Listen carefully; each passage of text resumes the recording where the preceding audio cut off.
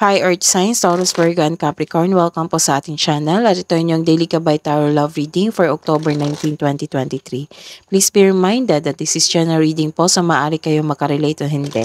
Just take what resonates. Gamitin ang reading na ito bilang gabay lamang. Balik po kayo dito bukas para sa ating Daily Gabay Tarot Reading.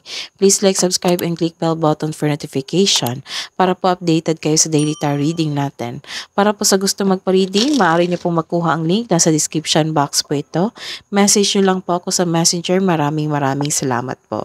Spirit guys, ano pang ganap today para po guys sa mga single, Taurus, Virgo, and Capricorn ngayong October 19, 2023.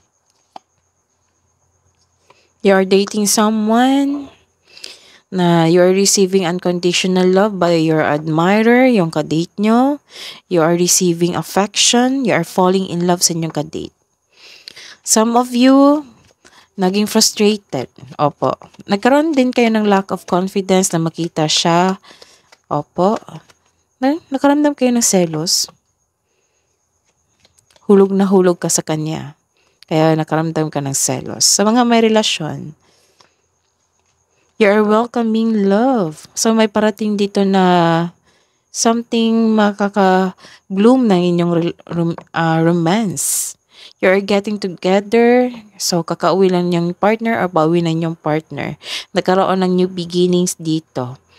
Opo. Clarification po, spirit guides pa sa kisses not enough po. Para po sa mga single, Taurus, Virgo, and Capricorn ngayong October 19, 2023. Clarification po.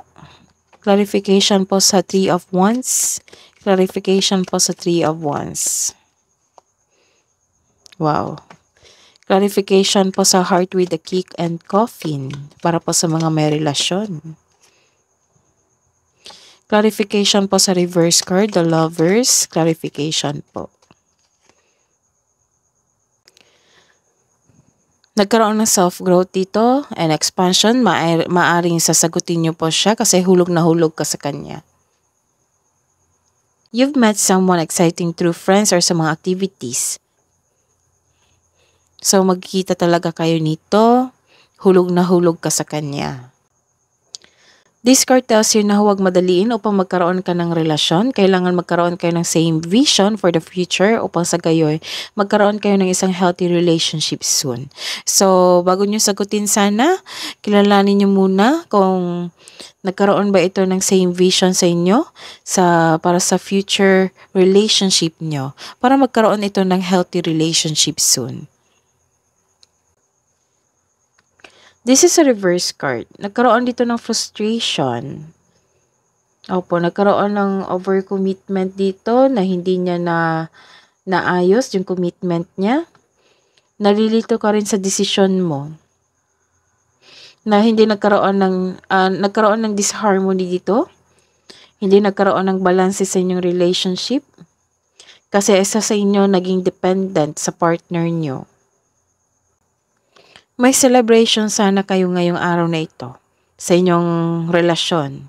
Hindi kayo masaya, kaya pala nagkaroon ng endings dito and new beginnings. Nagkaroon ng isang bagong yugto sa inyong relasyon. Nagkaroon ng changes. So this card asks you to find joy that exists right now. Celebrate yourself. Celebrate nyo po. Yung celebration, dapat i-celebrate nyo. In some small way to increase the flow of positive opportunities into your life. Luto lang kayo sa inyong bahay. Celebrate kayo sa inyong dinner, sa inyong bahay. Opo. Yun na. You deserve to celebrate your success. You deserve to celebrate your love. Hidden truth po. Anong iniisip mo? Anong iniisip niya para sa mga single? Taurus, Virgo, and Capricorn. I will wait for a sign from you. I am not available. I replay our conversations over and over. Sometimes stay awake thinking about you. Love advice po para sa mga single.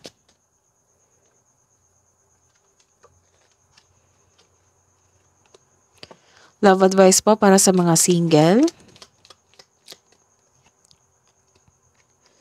Turn lemons into lessons. Ang mga mapait na alaala or karanasan, turn it into lessons. Ano tawag dito? Accept mo to as a learning journey sa inyong buhay. Your soul whispers love, your ego shouts fears. You have a fear here and you have a fear here. So, natatakot ka. Love advice. Para sa couple natin, feelings, take time out to explore the deep emotions you are experiencing. Rejoice. Embrace your loving connection and rejoice. Love advice po para sa mga single, Taurus, Virgo, and Capricorn ngayong October 19, 2023. When you pass from this world, you take nothing with you but your soul and the memories you have shared with those you love.